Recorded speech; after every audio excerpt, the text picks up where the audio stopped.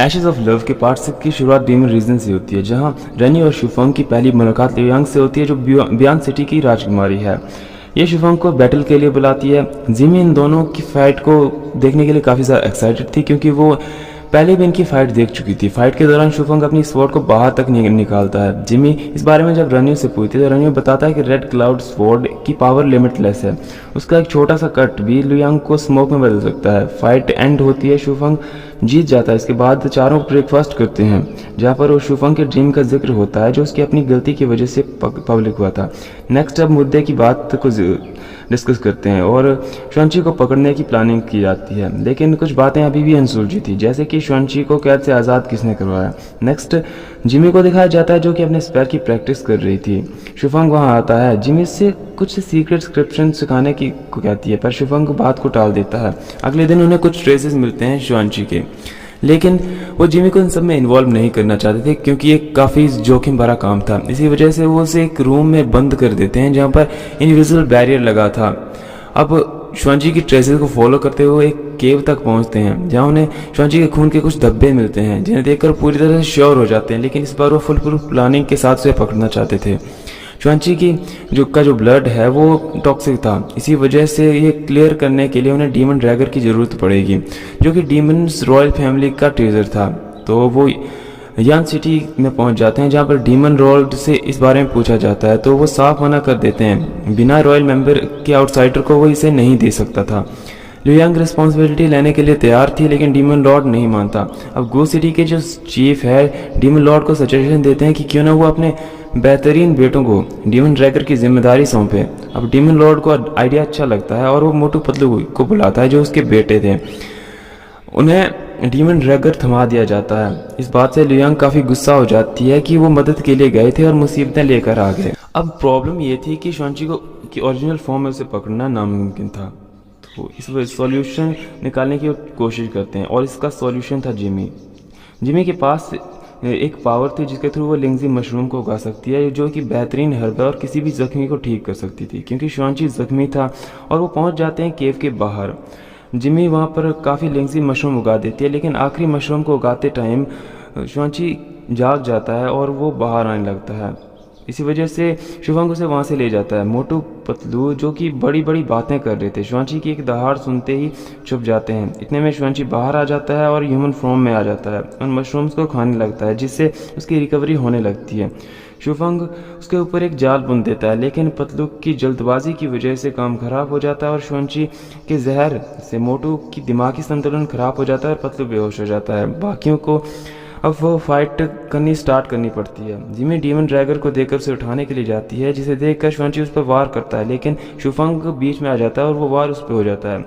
Jimmy उसकी आंखों में एक ऐसा ड्रग डाल देती है जिसकी वजह से वो अंधा हो जाता है और बीस्ट की फॉर्म में आकर अंधाधुंध वार करने लगता है। शुफंग रेड क्लाउड स्वॉर्ड से बने जाल में उसे कैद कर देता है। जिमी की बारी आती है। वो डीमन ड्रैगर का यूज़ करने वाली थी, लेकिन उसे पता नहीं था कि कौन सा मंत्र है।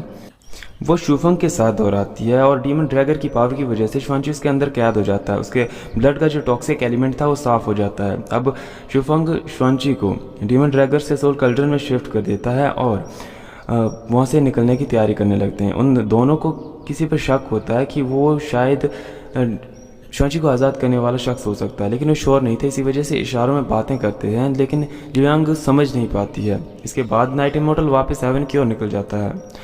वो शुफंग को अब वापस डीमन लॉर्ड के पास भेज देता है, क्योंकि डीमन लॉर्ड के दोनों बेटे पूरी तरह से जख्मी हो चुके थे। एक बेहोश था और दूसरा अपने दिमागी संतुलन खो चुका था। अपने बच्चों की हालत देखकर डीमन लॉर्ड काफ़ी भड़क जाते हैं और फायर इमॉर्टल के साथ साथ हेवन एम्परर को भी दोष देने लगते हैं। बियांग सिटी के चीफ उन्हें बताते हैं कि इन सब के पीछे जो शख्स है वो वही है जिसने शुआंची को आज़ाद करा था और जिसे कोई नॉर्मल डीमन आज़ाद नहीं कर सकता था। वो जो प्रूफ उसे मिले थे वो उसे बताता है। डीमन लॉर्ड समझ जाते हैं कि इन सब के पीछे कौन है और वो गूस सिटी के चीफ को बुलाते हैं। उस पर अपनी पाम अटैक से वार करते हैं और ये हरकत करने का कारण पूछते हैं, तो वो अपनी हेवन के खिलाफ जो नफरत थी उसे बयां करता है। साथ ही वो पता लगाना चाहता था कि स्वर्ग की असली पावर कौन है।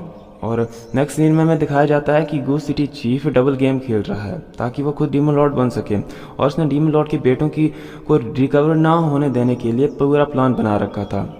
शूफंग भी श्वांची के वार से घायल हुआ था, इसी वजह से जिमी उसे दवाई बनाकर खिलाती है। साथ ही जिमी के बेहतरीन काम से खुश होकर शूफंग उसे 1000 साल की मैजिकल प्रोग्रेस देने का वादा करता है। खुशी के बाद जिमी उसे गले से लगा लेती है। शूफंग वहाँ से बाहर आ जाता है जहाँ उसे लुयांग मिलती है और वो अगले दिन हेवन की ओर जाने वाले थे, लेकिन लुयांग की मदद के लिए शूफंग उसका शुक्रिया अदा करता है। यिंग भी उसे 3000 बैटल राउंड लड़ने का प्रॉमिस लेती है। जिमी रोरो से बातें कर रही थी, तभी सोल कल्ड्रन से उसे आवाज़ आती है और जो बहुत दर्द भरी थी, और जिमी उसके नज़दीक जाती है। श्वांची के सम्मोहन में फंस कर वो सोल कल्ड्रन को ओपन कर देती है और श्वांची जिमी की पावर्स को अब्जॉर्व करने लगता है। इतने वहाँ पर शूफंग आ जाता है जो कि श्वांची को वापस कैद कर देता है, लेकिन उसकी जहरीली नीडल्स शूफंग की बॉडी के अंदर एंटर कर जाती है, जिसके कारण वो बेहोश हो जाता है। अगले दिन नाइट इमोर्टल स्वर्ग के वैद्य को वहाँ ले आता है, जिससे उन्हें पता चलता है कि अगर 3 दिन के अंदर इन्हें एंटीडोट नहीं दिया गया तो शूफंग की सारी मैजिकल कल्टीवेशन तबाह हो जाएगी। और उन्हें अब एंटीडोट का पता चलता है जो था नाइट रत्ना, क्योंकि फ्लोरल रीलम से संबंधित था। इसी वजह से जिमी लुयांग को अपने साथ ले जाती है ताकि उसे हासिल किया जा सके, और डायरेक्टली जाके मेडिसिन वाले रूम में चेकिंग करने लगती है। इतने वहाँ पर चीफ फियोनी आ जाती है। चीफ फियोनी से जब सारी की सारी बात कही जाती है तो वो नाइट रत्ना देने से मना कर देती है, और साथ ही जिमी को उसके कमरे में बंद कर दिया जाता है। लुयांग को फ्लोरल रियम से बाहर फेंक दिया जाता है। फियोनी जिमी से उसका हालचाल पूछने के लिए जाती है, लेकिन जिमी अभी भी शूफंग को बचाने के बारे में सोच रही थी। अब फियोनी उसकी बात नहीं मानती है और जिमी डिसाइड करती है कि खुद नाइट रत्ना उगाएगी। वो मिस्टर हू से उसकी पेंटिंग के बारे में पूछती है। पहले मिस्टर हू मना कर देते हैं, लेकिन बाद में उसकी पेंटिंग बनाकर जिमी को दे देते हैं। जिमी अपनी कोशिश स्टार्ट कर देती है, लेकिन बार बार फेल होने लगती है। वहाँ नाइट इमोर्टल और लियांग शूफंग के साथ जिमी का वेट कर रहे थे। अचानक शूफंग की ताकत बहुत तेज़ी से कम होने लगती है। इसी वजह से रेनी अपनी वाटर मैजिक को फायर मैजिक में कन्वर्ट करके उसके अंदर ट्रांसफ़र करने लगता है। वहाँ जिमी कोशिश करते करते रात से सुबह तक प्रैक्टिस करती है, लेकिन फेल हो रही थी। गुस्से में वो टेबल पे एक वार करती है, जिसके कारण उसकी उंगली कट जाती है। अब वो एक आखिरी कोशिश करने लगती है। जिस थ्रेड का वो यूज़ कर रही थी उसके ऊपर उसका ब्लड टच कर जाता है। इसी वजह से वो नाइट रत्ना उगाने में सक्सेस हो जाती है, और मिस्टर हू की मदद से वो बैरियर से बाहर आ जाती है, और शूफंग को दवाई पिलाने के बाद वो ठीक भी हो जाता है। इतने वहाँ पर चीफ फियोनी आ जाती है। अब शूफंग अपने निर्वाणा टाइम में हुई सारी घटनाओं के बारे में बताता है और अपनी गलती को एडमिट करता है, और चीफ फियोनी से शुक्रिया अदा करता है क्योंकि उसे बचाया था उसने। बट फियोनी कहती है कि उसने शूफंग की जान नहीं बचाई है। शूफंग यहाँ अपनी फीलिंग को शेयर करते हुए कहता है कि वो जिमी को पसंद करने लगा है। इसके बाद फियोनी काफ़ी गुस्सा हो जाती है और वो शूफंग को फ्लोरल के मैटर में इंटरफेयर करने से मना कर देती है, और शूफंग भी कहता है कि वो वापस ज़रूर आएगा क्योंकि वो अपने प्यार के लिए कुछ भी कर सकता है। चीफ फियोनी जिमी को लेकर वहाँ से चली जाती है और जीफन की कब्र के पास आ जाती है। वहाँ जिमी से पूछती है कि क्या वो शूफंग को पसंद करती है। जिमी कहती है कि हाँ, उससे पसंद करती है। चीफ फियोनी को लगता है कि वो जिमी को प्रोटेक्ट करने में नाकामयाब रही है, इसी वजह से वो अपनी कल्टीवेशन को डिस्ट्रॉय करने ही वाली थी, लेकिन जिमी उसे रोकते हुए कहती है कि वो सिर्फ मेरा दोस्त है। चीफ उसके अंदर के यिन एलेक्सर को चेक करती है जो अभी भी उसके अंदर था। अब चीफ फियोनी काफ़ी रिलैक्स फील करती है, और लेकिन वो कंटिन्यूली इस बात की चिंता कर रहे थे कि कहीं वो अपने मिशन में फेल ना हो जाए। मिस्टर हू यहाँ पियोनी को हौसला देते हुए कहता है कि तुम चिंता मत करो, ये सब किस्मत है। वहाँ जिमी को पूरा यकीन था कि शूफंग उससे मिलने के लिए ज़रूर आएगा, और क्योंकि उसे 1000 साल की कल्टीवेशन जो लेनी थी। इतने वहाँ पर शूफंग आ जाता है, लेकिन पियोनी उसे रोक लेती है। उनकी बातों से शूफंग अंदाज़ा लगा लेता है कि शायद फ्लोरल जो इमोर्टल जीफन है उसके फादर के बीच कोई रिलेशन था। इसी वजह से उसे अपने बचपन की एक याद भी आती है जब उसके फादर जीफन की फोटोग्राफ को कंटिन्यूली देख रहे थे।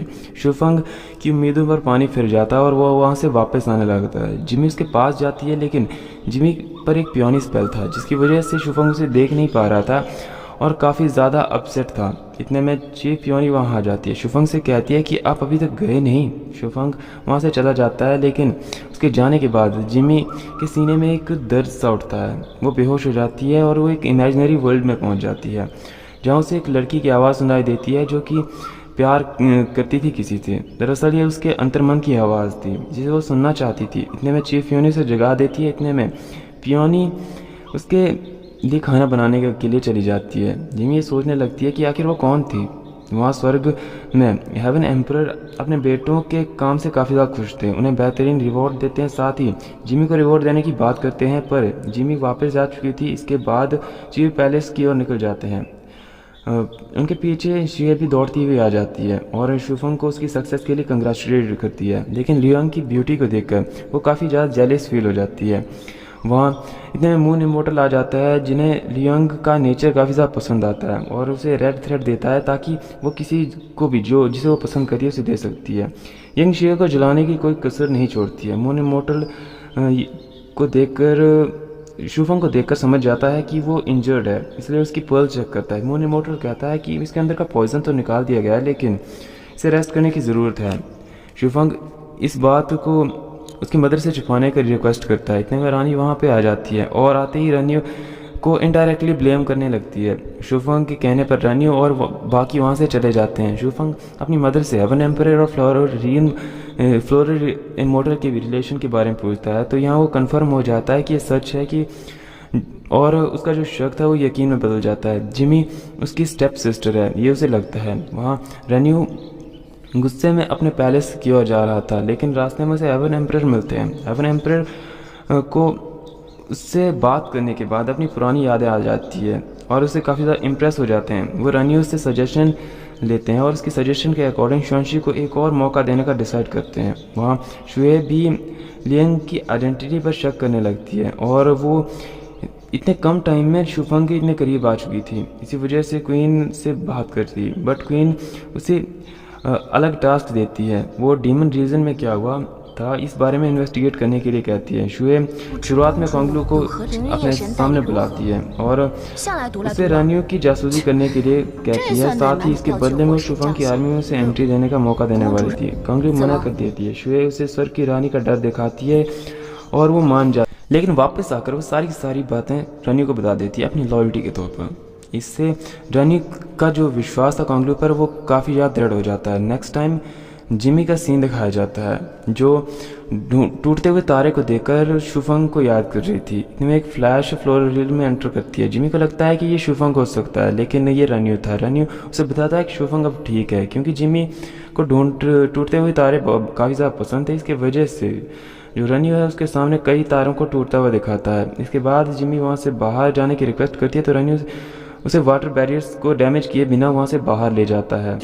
नेक्स्ट हमें डीमन रीजन का सीन दिखाया जाता है, जहाँ पर गूस सिटी के चीफ डीमन 6 रील पर राज करने की प्लानिंग करते हैं। वो अपने सेवक को बताते हैं कि हेवन एम्परर की जो प्यास है, जो एम्बिशियस भूख है, वो शुआंशी से नहीं भरेगी, वो 6 रील को तबाह करके ही छोड़ेगा। नेक्स्ट हमें शुए का सीन दिखाया जाता है कि जो हेवन क्वीन को डीमन रीजन में हुई सारी घटनाओं के बारे में बताती है, लेकिन सबसे अजीब था जिमी वाला किस्सा। जिमी वही लड़की है जो कि बर्ड ट्राइब की भुखमरी का कारण बनी थी। साथ ही जब शुआंशी के पॉइजन से शुफंग इन्फेक्टेड हुआ था, तो वो वही थी जो नाइट रत्ना लेकर आई थी और क्वीन मुझसे को इन्वेस्टिगेशन करने के लिए भेज देती है। पूरे फ्लोरल रियल्म में वो एक जगह को छोड़कर हर जगह पर चेक करता है, जहाँ पर एक काफ़ी स्ट्रॉन्ग प्योनी स्पेल लगा था। इसी वजह से मुसी उसके अंदर एंटर नहीं करता है। अब क्वीन डिसाइड करती है कि वो खुद फ्लोरल रील में जाएगी, लेकिन चीफ फियोनी और उसके बीच जो 36 का आंकड़ा था, क्वीन जिमी को देखने की इच्छा जाहिर करती है, लेकिन पियोनी डायरेक्टली मना कर देती हैं। क्वीन वहाँ से बाहर आ जाती है क्योंकि पियोनी ने उसे बाहर का रास्ता दिखा दिया था, लेकिन क्वीन बाहर आते रुकने कहाँ वाली थी। वो जिमी के रूम के बाहर आती है, बैरियर को तोड़ के अंदर चली जाती है, लेकिन स्ट्रेंज बात यह थी कि वहाँ पर जिमी नहीं मिलती है। शुफंग की बात कर रहे हैं तो उसे जब से फ्लोरल इमोर्टल और हेवन एम्परर के अफेयर के बारे में पता चला था वो उदास था। जिमी की बात कर रहे हैं तो वो शुआंशी पैलेस में थी, जहाँ रनी उसे गैलेक्सी दिखाने के लिए ले जाता है। जिमी कुछ टाइम तक वापस नहीं जाना चाहती थी, इसी वजह से वो रनी से रिक्वेस्ट करती है। इतने में कांगलू वहाँ पे आ जाती है और चीफ फियोनी के आने की खबर देती है। अब जिमी को चीफ फियोनी की नज़रों से बचाने के लिए रनी उसे मोटरले वर्ल्ड में ले जाता है, जहाँ उसका नाम वो लिंगवांग रखता है और अर्थ इमोर्टल के साथ से लिंगवांग के तौर पर इंट्रोड्यूस करवाता है। इसके बाद जिमी मार्केट में घूमने के लिए निकल जाती है, जहाँ उसकी मुलाकात अगेन रियानियो से हो जाती है। अब वो साथ में मार्केट में घूमने लगते हैं। नेक्स्ट हमें हेवन एम्परर का सीन दिखाया जाता है, जो कि वाटर इमोर्टल के पास जाता है, क्योंकि दोनों जीफन के लवर थे, इसी वजह से उदास थे। एम्परर वाटर इमोर्टल को क्वीन की बर्थडे बैंक्वेट में आने का इन्विटेशन देता है और वाटर इमोर्टल भी इसे एक्सेप्ट कर लेता है। वहाँ हेवन की बात करी जाए तो चीफ फियोनी शूफंग के रूम में घुस जाती है और जिमी के बारे में पूछने लगती है, लेकिन शूफंग कहता है कि जिमी उसके साथ नहीं है। इतने में क्वीन वहाँ पे आ जाती है जो कि फ्लोरल में हुई अपनी बेइज्जती का बदला लेना चाहती थी और वो पियोनी को वहाँ से जाने के लिए कहती है, लेकिन शूफंग उसे आश्वासन देता है कि जिमी जहाँ कहीं भी हो वो उसे ढूंढ लेगा। जिमी की बात करें तो यानो यू के साथ अर्थ इमोर्टल के साथ शराब पीने में व्यस्त थी। वो अर्थ इमोर्टल को शराब पिला पिलाकर बेहोश कर देती है। अब यानियो उसे 4 बातें बताता है, खाना पीना, खेलना और मस्ती करना। खाना पीना तो हो गया, अब वो नेक्स्ट स्टेप की ओर आगे जाते हैं और एक शॉप के बाहर पहुंचते हैं जो बाहर से एक ऑर्डिनरी क्लोथ शॉप लग रही थी, लेकिन अंदर जाने के बाद उन्हें पता चलता है कि एक जुआ खाना है। जिमी वहां जाकर जीतने लगती है और इतना जीतती है कि वहाँ का जो मालिक है उन्हें वहाँ से बाहर भेज देता है और कहता है कि हमारी छोटी सी शॉप है, आप हमारे लेवल के नहीं हैं। इसके बाद यानी उसे एक वैश्यालय में ले जाता है, लेकिन चीफ फियोनी का नाम सुनकर वो वहाँ से भाग जाती है। यानी को एहसास होता है कि जिमी एक लड़की है और वो उसे गलत जगह पर ले आया था। इसी वजह से अब वो एक थिएटर में चले जाते हैं जहाँ पर कुछ किन्नर उनकी खातिरदारी करने लगते हैं। इतने में वहाँ पर फायर इमोर्टल और नाइट इमोर्टल दोनों आ जाते हैं, क्योंकि यानियो ने उसे काफ़ी ज़्यादा गलत चीज़ें सिखा दी थी। इसके साथ ही वो जिमी को वैश्यालय में भी ले गया था, तो फायर इमोर्टल से उल्टा लटका देते हैं। जिमी को यानियो की हालत पर काफ़ी तरस आने लगता है। इसी वजह से अब वो दोनों इमोर्टल्स को शराब पिला पिला कर टिल्ली करना चाहती है। शूफंग और रनियो जिमी के बारे में बात करने लगते हैं, क्योंकि जिमी इस टाइम शराब पी ले गई थी। वो रनियो से कहता है कि वो जिमी के बारे में कोई फीलिंग डेवलप ना करे। इतने में जिमी वापस आ जाती है और शराब की बाजी शुरू हो जाती है। शराब की बाजी में पहले दफ़ा जो है रनियो बेहोश हो जाता है, इसके बाद शूफंग भी बेहोश हो जाता है। अब जिमी शूफंग को उसके कमरे में छोड़ने के लिए जाती है और उसे 1000 साल की कल्टीवेशन को निकालने की कोशिश करने लगती है, पर नहीं कर पाती। इतने में शूफंग नशे की हालत में जागता है और जिमी को उसकी 1000 साल की कल्टीवेशन दे देता है। इसके बाद तुरंत बेहोश हो जाता है। जिमी यहाँ पर शूफंग को एक दास की तरह ट्रीट करने की कोशिश करने लगती है, जैसे उसने थिएटर में देखा था, और इतने में शूफंग जाग जाता है और जिमी को देखकर वो बहकने लगता है, उसके कपड़े उतारने लगता है। हालांकि जिमी इसका अपोज तक नहीं करती, पर सडनली उसे होश आता है और वो खुद को रोक लेता है और अपने कपड़े पहनकर वहाँ से जाने लगता है। जिमी को कुछ समझ नहीं आता, इसी वजह से वो वहाँ पे सो जाती है। बाहर शूफंग यानियो से मिलता है जो अभी भी लटक रहा था। शूफंग उसे नीचे उतारता है और बदले में वो शूफंग को जिमी के बारे में बताता है। काफ़ी टाइम पहले जिमी पर शिवांशी ने हमला करा था और जिसमें उसकी फ्रेंड रोरो की मौत हो गई थी, लेकिन शिवांशी जब जिमी पर वार करने वाला था, इतने में वहाँ पर यानियो की एंट्री हो जाती है और वो उसे बचा लेता है, लेकिन उसकी फ्रेंड मर चुकी थी और वो उसे दोबारा रिवाइव करना चाहती थी और इसके लिए वो मैजिकल प्रोग्रेस को इकट्ठा कर रही है और मैजिकल प्रोग्रेस की जो उसकी भूख है वो उसका कारण यही है। इसके बाद यानियो वहाँ से चले जाता है और रनियो की एंट्री हो जाती है। रनियो दोनों की बातें सुन लेता है। शूफंग कहता है कि यानियो काफ़ी हाई स्पिरिट है और उसकी पावर काफ़ी ज़्यादा है 11th लेवल तक। रनियो को अजीब लगता है क्योंकि जब उसने यानियो के साथ कॉम्बैट करा था तो वो आसानी से जीत गया था। यहाँ उन्हें यानियो भी उनकी सस्पेक्ट लिस्ट में आ जाता है जिसने शूफंग पर हमला करा था निर्वाणा वाले दिन। शूफंग अब जिमी के पास जाता है, उसे अपनी हेयर पेन देता है, यानी उसके फ्योनिक्स पंख, ताकि उसकी हिफाजत की जा सके। अगले दिन जिमी जागती है से वो हेयर पेन मिलती है, जिसे देखकर उसे काफ़ी ज़्यादा फैंसी लगती है और उसे अपने बालों पे लगा लेती है और रनियो के पास चल जाती है जिसे वो शूफंग के बारे में पूछती है। रनियो बताता है कि क्वीन का बर्थडे आने वाला है, इसी वजह से वो वापस से चला गया है। अब रनियो उसकी हेयर पेन के बारे में पूछता है तो जिमी बताती है कि उसे अभी अभी मिली है, क्या उसे चाहिए, लेकिन रनियो मना कर देता है। लेकिन जिमी उसे अपनी ग्रेप से हेयर पेन गिफ्ट करती है। इतने में वहाँ पर अर्थ इमोर्टल आ जाता है और वो जिमी को पहचान नहीं पाता है। दरअसल वो डीमन रिज्म में रिपोर्ट करने वाला था, इसी वजह से वो आखिरी बार गुड बाय कहने आया था शूफंग, लिगवांग और नाइट इमोर्टल को। लेकिन क्योंकि शूफंग और लिगवांग वहाँ पे नहीं थे, इसी वजह से उन्हें सैल्यूट करता है और यहीं पे पार्ट 6 समाप्त हो जाता है और नेक्स्ट पार्ट भी जल्दी आ जाएगा। तब तक के लिए चैनल को सब्सक्राइब और वीडियो को लाइक ज़रूर कर देना।